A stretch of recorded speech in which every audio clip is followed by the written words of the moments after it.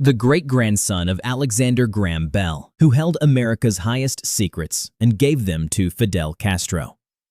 Not for money, but for love. How a Washington aristocrat spied for Cuba for 30 years, took almost nothing in return, and was betrayed by the one thing that made him invisible, his own belief. Part 1. The Gentleman from Foggy Bottom. Washington, D.C., June 2009. A courtroom on Constitution Avenue. A tall, silver-haired man in a well-cut suit sits with the composure of someone who has spent a lifetime in rooms where power is quietly discussed. He is 72 years old. He is soft-spoken, professorial, unfailingly polite. He looks exactly like what he was for most of his life, a distinguished senior analyst at the United States Department of State, a man who held top-secret clearance and sensitive compartmented information access, who read the intelligence America gathered on its enemies. His name is Walter Kendall Myers, and by the time the handcuffs closed on his wrists, he had, according to federal prosecutors, spent roughly 30 years as one of the most valuable spies the government of Fidel Castro ever ran inside the American government. Consider the paradox, because everything about this case lives inside it. This was no bitter clerk passed over for promotion. This was no gambler drowning in debt. No man seduced by a suitcase of cash. Kendall Myers was born in 1937 into the very heart of the American establishment, Washington aristocracy, old money, older name. By most accounts, he was a great-grandson of Alexander Graham Bell himself, the inventor of the telephone, one of the towering icons of the American story. He carried a doctorate in European history. He taught the nation's own diplomats. He moved through the corridors of Foggy Bottom as a man to the manor born, and for 3 decades, in secret, he served Havana.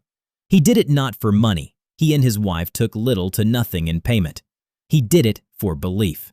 He did it because somewhere along the way, this pampered son of the American elite had come to love Fidel Castro's revolution more than he loved his own country, and to see the United States not as his home, but as an empire to be resisted from within. He was hidden in plain sight, trusted absolutely, cleared to the highest levels, and undetected for roughly 30 years.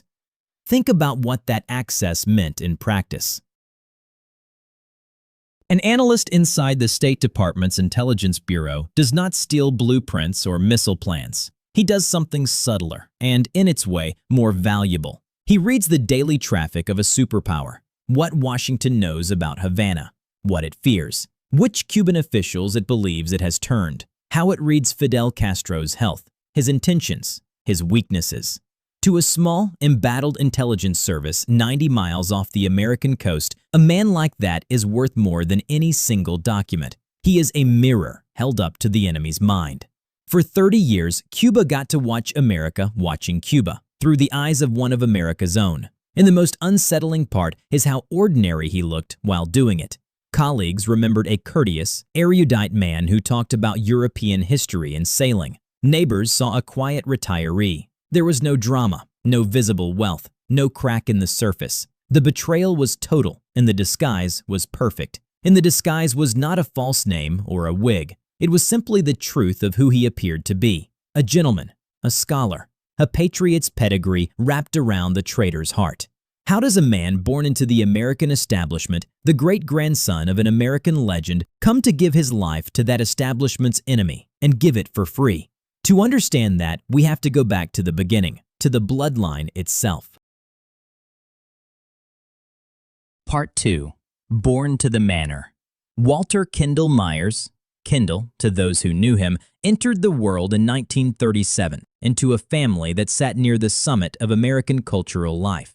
His grandfather was Gilbert H. Grosvenor, the legendary editor and president of the National Geographic Society, the man who arguably invented the modern illustrated magazine and turned National Geographic into a window on the world for millions of Americans. And Grosvenor had married Elsie Bell, daughter of Alexander Graham Bell. That marriage placed Kendall Myers, by most accounts, in direct descent from the inventor of the telephone. Grosvenor money, Grosvenor prestige, Bell genius. This was as close to American nobility as the Republic produces. To grow up in that family was to grow up inside the American century itself. The Grosvenors did not merely have money. They had a hand in shaping how the nation saw the world, page by yellow-bordered page. The name opened every door in Washington, and the Bell inheritance carried something more than prestige. It carried the aura of genius, of a family that had literally changed the way humanity communicated. A boy raised in that shadow inherits an enormous, unspoken expectation that he too will be exceptional, that he owes the world some proof of the blood he carries. Some men are steadied by such a legacy. Others are quietly crushed by it or come to resent it. Kendall Myers, in the end, would find his own strange way to be exceptional, not as a builder like his great-grandfather, but as a destroyer of the trust his country placed in him. There is a bitter irony folded into that lineage worth pausing on. Alexander Graham Bell gave the world the telephone, the instrument that let human beings speak across impossible distances, that stitched a continent together into a single conversation. His great-grandson would spend 30 years listening to coded numbers crackle out of a shortwave radio from Havana, using the science of communication not to connect his country, but to quietly sell it. The family that had built one of America's great instruments of openness produced, 3 generations down, one of its most patient instruments of secrecy.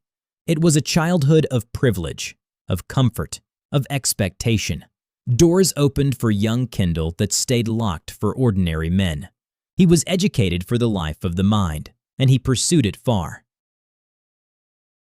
He eventually earned a PhD in European history from the Johns Hopkins School of Advanced International Studies, SAIS, one of the most prestigious training grounds for American diplomats and foreign policy thinkers in the country. He was cultured, well-traveled, fluent in the language of statecraft. By every outward measure, he was destined to be a pillar of the very system he had been born into. But underneath the pedigree ran a current of restlessness and something darker, a growing contempt. Kendall Myers came of intellectual age in the era of Vietnam, of American interventions across Latin America, of a Cold War fought in the shadows and often on the backs of the poor. And like many intellectuals of his generation, he drifted leftward. But in him, the drift went further than fashionable descent. He did not merely criticize American foreign policy. He came to despise it, and to despise, by degrees, the country that made it. His was not the rebellion of the desperate or the wounded. It was the rebellion of a man who felt morally superior, a blue blood who had decided the establishment that raised him was rotten, and that he could see the truth others could not. That particular species of betrayal deserves to be understood clearly, because it is the engine of this entire story. There is a kind of contempt available only to the privileged, the certainty of a man who has never wanted for anything that he alone perceives the injustice beneath the comfort. Kendall Myers looked at the country that had given him everything, the name, the education, the clearance, the career, and concluded that it did not deserve his loyalty. He would give that loyalty instead to a poor island he had visited briefly and understood barely, precisely because its poverty and defiance flattered his sense of his own moral vision. He was not radicalized in a slum. He was radicalized in privilege, and that made his conviction unshakable, because it cost him nothing to hold and everything to act upon. He was, in this, an American echo of an older story. A generation before him, on the other side of the Atlantic, a circle of privileged young Englishmen, Cambridge men, sons of the British establishment, Kim Philby and his fellow moles among them, had done precisely the same thing, betrayed the empire that raised them, not for money, but for the communist idea, and burrowed into the very heart of British intelligence to do it. They too had come from comfort, not want. They too had been protected for years by the simple unwillingness of their own class to believe that men so well-born, so well-mannered, so obviously one of us could possibly be traitors. That unwillingness is a kind of armor, and Kendall Myers wore the American version of it for 3 decades. The establishment does not suspect its own. It is the oldest blind spot in the trade. and the ideologue, born to privilege, has always known how to hide inside it. Into this life came Gwendolyn Steingraber, Gwen. She came from a far more modest world than his. She worked at a bank, moved in a different social orbit entirely. Nothing of the Grosvenor grandeur about her. But she shared his politics and his idealism, and in time she would share his secret. Together they made an unlikely pair of true believers, bound by conviction as much as by love. Theirs would become one of the strangest marriages in the annals of American espionage. Not a partnership of convenience or coercion, but two people who chose treason together the way other couples choose a faith, and kept it faithfully, in silence, for the rest of their working lives. And so the ground was laid. Not desperation, not greed, conviction. In December of 1978, Kendall Myers would board a plane bound for Havana, and the man who came back would no longer belong to his own country. Part 3. The 2-week conversion. December 1978. Kendall Myers travels to Cuba, reportedly for a 2-week visit, and what happens there changes the entire course of his life. He does not go as a tourist collecting sun and photographs. He goes as a man already primed to believe, and Castro's Cuba gives him everything he wants to see. A revolution that presents itself as defiant, principled, standing alone against the colossus to the north. For Kendall, it is not a vacation, it is a conversion. By most accounts, the trip was not entirely accidental in its shape. Kendall had already come to the attention of people who understood how to cultivate an interested American, and the visit was the kind of carefully warmed encounter Cuban intelligence excelled at. The right introductions, the right conversations, the sense of a special guest being shown a truth ordinary tourists never saw. Havana's DGI had, for decades, made a science of a particular art. Not the crude recruitment of the greedy, but the slow, flattering seduction of the idealist. They did not look for men who needed money. They looked for men who needed meaning. And in the visiting American academic with the famous bloodline and the disillusioned heart, they found a nearly perfect subject. We know how deeply it took hold because he wrote it down. In his private diary, entries that would one day be turned into evidence against him in a federal courtroom, Kendall Myers gushed about the Cuban Revolution, praising what he had seen and disparaging the emptiness, as he saw it, of American life. He wrote, in substance, of being overwhelmed by the place and the people, of how much more human and purposeful life seemed under the revolution than in the consumer republic he had left behind. The comfortable America that had given him everything left him cold. The poor, embattled island of Fidel Castro set him on fire. Those pages are among the most damning artifacts in the whole affair, because they are not a prosecutor's theory. They are the man himself, in his own hand, declaring where his heart had gone. Cuban intelligence was watching, and Cuban intelligence knew exactly what it had found. The DGI, the Dirección General de Inteligencia, Havana's spy service, moved on him. According to the account later assembled by U.S. investigators, Myers was recruited around 1979, shortly after his transformative trip. There was no need to bribe him, no need to blackmail him. The seduction of a true believer requires no coercion. It requires only recognition, the sense of being seen, valued, entrusted with a cause larger than oneself. That is what the Cubans offered, and Kendall Myers accepted. It is worth understanding just how good the Cubans were at this game, because it is easy for a larger country to underestimate a smaller one. Cuba's intelligence services, for their size, were among the most effective in the world. Patient, disciplined, ideologically motivated, and specialized precisely in the long penetration of the United States government. Over the years, they would run a string of remarkable agents on American soil. The network of officers later exposed as the so-called WASP network, and, most devastatingly, Ana Belén Montes inside the Defense Intelligence Agency. Havana did not have the budget of the KGB or the reach of the CIA. What it had was discipline, conviction, and an uncanny eye for the American who wanted to believe. Kendall Myers was about to become one of the crown jewels of that quiet, decades-long campaign. According to court documents, and as later reported, the operation gave the pair their designations in the Cuban system. Kendall was Agent 202, and Gwen was Agent 123, cited in some accounts as 123 or E634, details that should be treated as reported rather than certain. Two Americans folded quietly into the roster of a foreign intelligence service waiting to be useful, and useful he would become. For in 1977, Kendall Myers had already begun teaching at the State Department's Foreign Service Institute, and his path led inward and upward, toward the Bureau of Intelligence and Research, toward top secret and SCI clearance, toward the very intelligence the United States collected on Cuba and Latin America. He was about to walk back into the American government carrying a second, invisible loyalty, trusted, cleared, and hidden, and no one would suspect him for 30 years.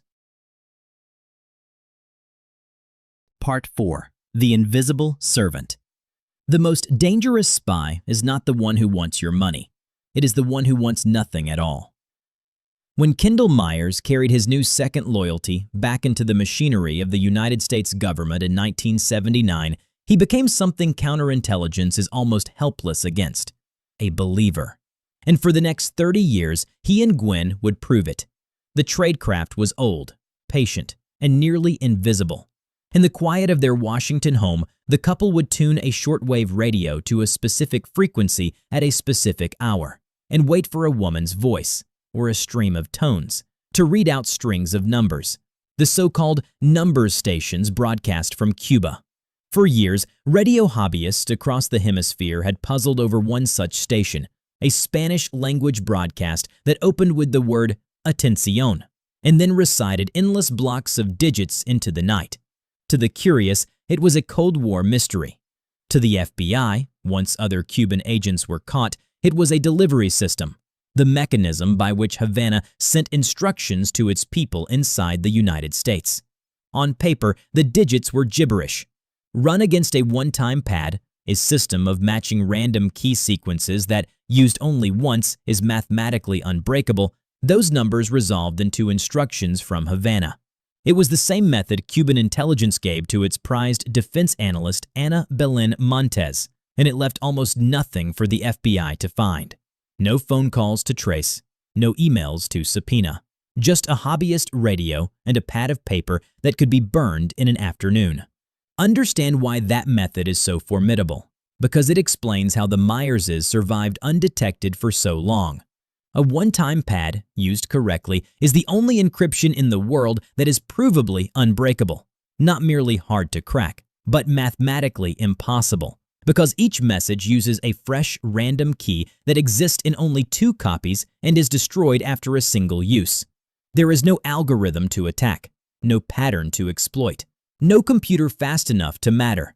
It is Cold War tradecraft precisely because it is primitive, a radio anyone can buy, a page of numbers anyone can burn, and a system no supercomputer can defeat. Havana did not need to outspend American counterintelligence. It only needed to outdiscipline it, and for 30 years, with Kendall Myers, it did. Passing intelligence out was just as mundane. According to the government's case, the Myerses used dead simple public rituals, the swapping of shopping carts in a grocery store, one cart loaded with information, the other pushed away by a handler who had brushed past a moment earlier. Brush passes on a sidewalk, coded exchanges that looked to any watcher like 2 strangers reaching for the same cart of produce. And much of what Kendall carried out of the State Department he simply carried in his head, briefings absorbed, documents read and remembered, then relayed orally to Gwen or to a handler, or written into notes. He did not smuggle out safes full of paper. He smuggled out his own memory. Every element of this was chosen for one reason: to leave no trace. There is nothing incriminating about a man owning a shortwave radio, nothing suspicious about 2 people pushing shopping carts, nothing to photograph in a memory. Spies who steal documents can be caught with documents. Spies who take money can be caught by the money. But a man who reads a report, remembers it, and repeats it to his wife over dinner has committed a treason that leaves no physical residue at all. For 30 years, the Myerses generated almost no evidence, because the entire architecture of their espionage was built to generate none. It is one of the reasons the case would ultimately have to be made not with seized documents, but with the couple's own recorded words. This is the paradox at the center of the whole story. The tools that catch traitors are almost all financial. Investigators look for the sudden Rolex, the second house, the offshore account, the man whose spending outruns his salary, the tripwires that snared Aldrich Ames and Robert Hansen. Kendall Myers tripped none of them because there was no money. He took little to nothing across 3 decades of espionage. To his colleagues at the Foreign Service Institute, he was a mild, erudite scholar with a distinguished pedigree. To his neighbors, an unremarkable, courteous academic. There was no lavish life to explain, no cash trail to follow, no greed to expose. And that was precisely the problem. The very thing that made Kendall and Gwen invisible, that they wanted nothing at all, meant the usual nets could never close around them. Catching them would take something else entirely, a trap built not for a man's wallet, but for his heart. Part 5. True Believers. To understand why that trap would work, you have to understand what actually drove them, and Kendall Myers left a record of it in his own hand. In the diaries and writings later cited in the government's case, the contempt pours off the page. Disdain for American power, revulsion at U.S. foreign policy, and an almost worshipful admiration for Fidel Castro's Cuba. After his transformative 1978 visit, he had reportedly written of how happy the Cuban people seemed, how the revolution had given ordinary lives meaning. This was not a man rationalizing a paycheck. This was a man in love with an idea, convinced he stood on the right side of history, even as he betrayed the country that employed him. What makes ideological treason so durable is that it never has to be renewed by reward. A mercenary can be outbid, frightened off, or worn down when the money stops feeling worth the risk. A believer needs nothing from the outside to keep going, because the payment is internal, the private, renewable satisfaction of being right.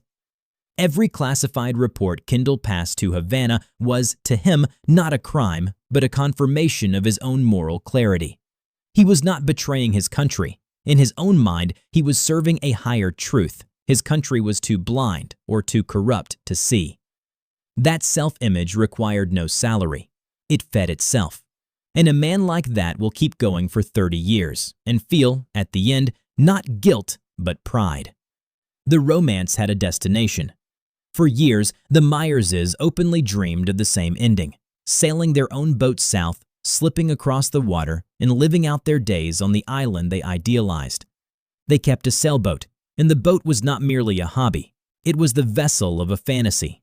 The physical promise that one day the double life would end and the true life would begin on the shores of the revolution they had served in secret. It was the fantasy of true believers, not exfiltration under duress, but retirement to paradise. And reportedly, Havana rewarded that devotion. According to the government's case, at some point in their service, Kendall was brought on a clandestine trip and met Fidel Castro himself. A private audience arranged by Cuban intelligence as a morale gesture, a personal thank you from the revolution to 2 of its most faithful hidden servants. For a man who kept a diary of his admiration, meeting Castro in person would have been the sacrament at the heart of a lifetime's faith. That detail rests on the government's account and should be weighed as such. Faith, in his case, came with access. Kendall's career climbed. From teaching at the Foreign Service Institute, he moved, in the early 2000s, into the State Department's Bureau of Intelligence and Research, the INR, where he held a top-secret clearance with SCI access to the most sensitive compartments of American intelligence. The INR is small and elite, staffed by career analysts who advise the Secretary of State directly. Its people are trusted with the government's most refined judgments about the world. In his final working years, Kendall sat inside that trusted circle, close to the government's secrets on Cuba and Latin America, the very subject he had betrayed his oath to serve. By one account, he viewed more than 200 classified or sensitive reports touching on Cuba in his last months alone, a figure that comes from the government's case and should be treated as reported rather than confirmed. Whatever the exact number, the picture is the same. A devoted agent of Havana, at the peak of his access, reading America's Cuba files with the eyes of the other side. Then, in 2007, Kendall Myers retired. He walked out of the State Department, a respected scholar-analyst with a spotless record, 30 years of undetected espionage behind him, and the boat waiting for the dream. As far as he knew, he had gotten away with it, clean, complete, unsuspected. But by 2006, in offices he would never see, U.S. counterintelligence had at last begun to circle. Part 6. The Sting. The circling had started years earlier, and not with Kendall at all. The unmasking of other Cuban agents, most of all Ana Belén Montes, arrested in 2001, had taught American counterintelligence how Havana ran its ideological spies. The shortwave numbers, the one-time pads, the patient decades. Montes had been the DIA's senior Cuba analyst, so trusted she was nicknamed the Queen of Cuba, and she had fed Havana secrets for 16 years out of the same conviction, taking no meaningful money. Her exposure was a thunderclap inside the intelligence community, and it forced a hard question. If one true believer had burrowed that deep, how many others were there? Decoded Cuban communications and painstaking pattern analysis pointed investigators towards someone else inside the government whose profile matched, and the trail led, at last, to the quiet analyst with the famous bloodline. But suspicion is not proof, and against a man who took no money and left no cash trail, the FBI needed him to convict himself. So they built the one trap a true believer cannot resist. They sent him a fellow believer. In the spring of 2009, a man approached Kendall Myers claiming to be a Cuban intelligence officer, in reality an undercover FBI agent. He knew things only Havana should have known. He referenced Kendall's old designation, the code number that reached back to the beginning, and spoke the language of the cause. He came bearing the warmth of a comrade sent by the revolution to check on two of its oldest and most faithful friends. And the trap worked exactly as designed. Because the thing that had kept the Myerses invisible for 30 years, their sincerity, was also the thing that undid them. Across a series of meetings, several in a Washington hotel, all of them recorded, Kendall and Gwen could not stop talking. They reminisced about their years of service. They praised Cuba and Castro. They spoke of their longing to return to the island. Kendall, on the recordings, spoke of how he had gathered information over the years, how he had preferred to memorize rather than carry, how careful the two of them had always been. Gwen, according to the recordings, described how they had passed material, the shopping carts, the small rituals, the tradecraft, and even offered the supposed officer advice, warning him how to stay safe, one professional to another. They warned a stranger about being caught, while being caught on tape. There is something almost unbearably human in that scene, and it is the emotional core of the entire case. Two elderly people who had held an enormous secret in perfect silence for 3 decades, who had never bragged, never slipped, never once been tempted to confess, finally, at the very end, could not help themselves. Not because they were offered money, not because they were threatened, but because a man walked in and told them their sacrifice had mattered, that Havana remembered them, that they were seen. After 30 years of invisibility, the deepest temptation was not wealth or safety. It was recognition, and it was the one thing they could not refuse. There was no money to dangle, so the fake handler never dangled any. He offered them only what they had always wanted, the sense that their lifetime of hidden service had meant something to the cause they loved. And two people who had guarded a secret for 3 decades opened it willingly to a man they believed was one of their own. Every net built for greedy men had failed against them. This net was built for their faith, and it held. On the 4th of June, 2009, the recordings were complete, the case was made, and the decades of invisibility were about to end. Not with a chase, not with a cash-stuffed drop gone wrong, but with 2 aging true believers walking straight into handcuffs. Part 7. The Trap Springs. On the 4th of June, 2009, in the ordinary daylight of a Washington afternoon, the long game ended. Walter Kendall Myers, 72 years old, silver-haired, courtly, a man who had lectured at the State Department's own training institute and once held clearances into the nation's deepest secrets, was placed under arrest. Beside him stood Gwendolyn, his wife, his partner in a marriage and in a 30-year concealment.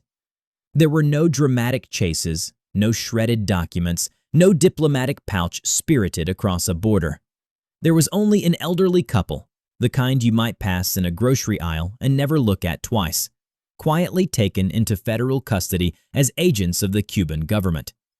The charges were conspiracy to act as illegal agents of a foreign power and wire fraud, the fraud being, in the government's telling, the federal salary Kendall had drawn for years while betraying the very department that paid him.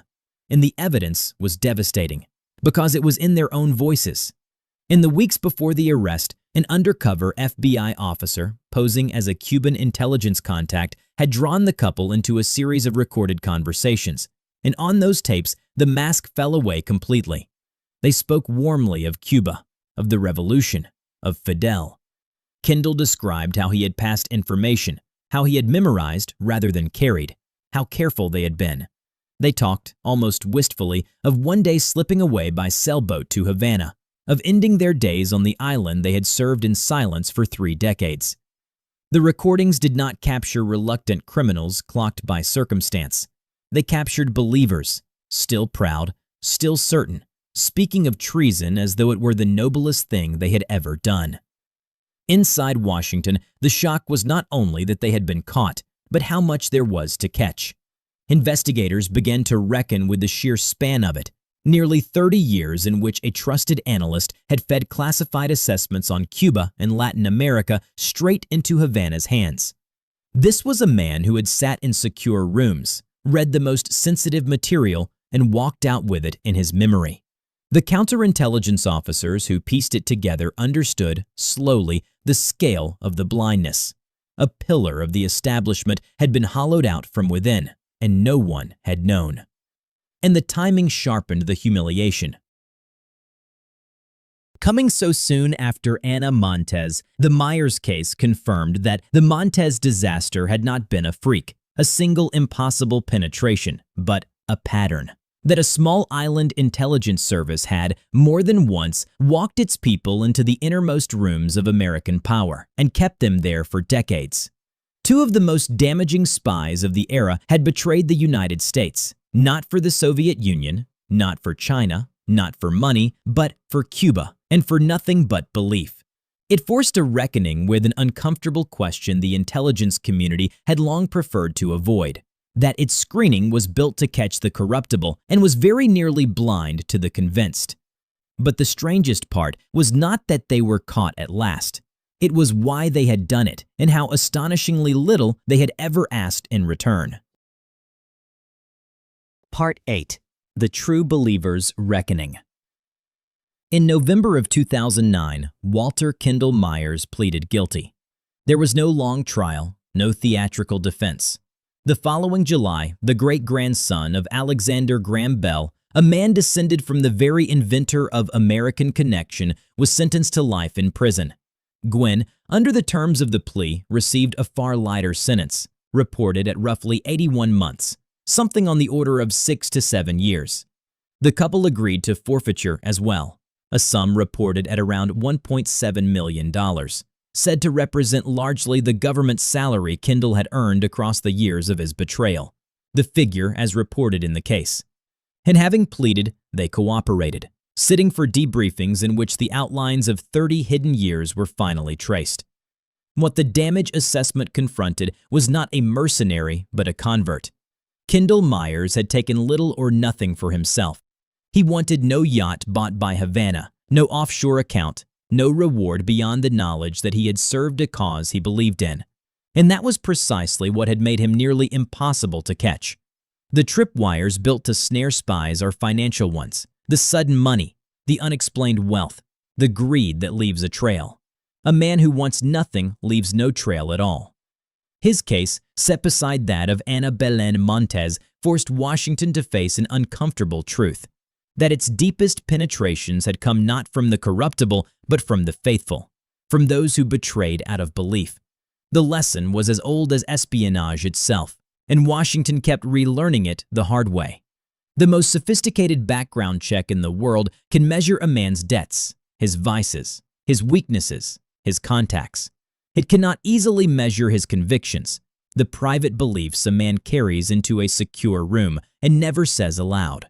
Cuba understood this better than almost anyone, and it built a decades-long campaign on it, recruiting not the desperate but the devoted, entrusting that devotion to outlast every polygraph and every audit. Kendall Myers passed through 30 years of a security system designed to find the corruptible, and it never found him, because there was nothing corrupt to find. There was only faith, and faith does not show up on a financial disclosure form. And there was a cost that no sentence and no forfeiture could ever recover. When investigators sat Kendall Myers down after his guilty plea and walked him back through 30 years of betrayal, they could catalog what he confessed to, but they could never be certain they had the whole of it. That is the peculiar cruelty of a memory-based spy. The evidence of what he gave away lived only inside his own head, and a man who has lied to his country for 3 decades is not a witness anyone can fully trust about the size of his own crime. Every judgment Washington had made about Cuba across those years now had to be re-examined through a single corrosive question. Had Havana known this in advance? Which of America's assessments had the enemy read before the Secretary of State ever did? The damage of a spy like Myers is not only the secrets he hands over, it is the doubt he leaves behind, seeping backward through 30 years of records, poisoning the confidence of everything he ever touched. And there lies the paradox that outlives them both. Here was a man born into the very heart of the American establishment, cultured, credentialed, connected by blood to one of the nation's celebrated names, who gave 3 decades of quiet, unpaid devotion to Fidel Castro's revolution.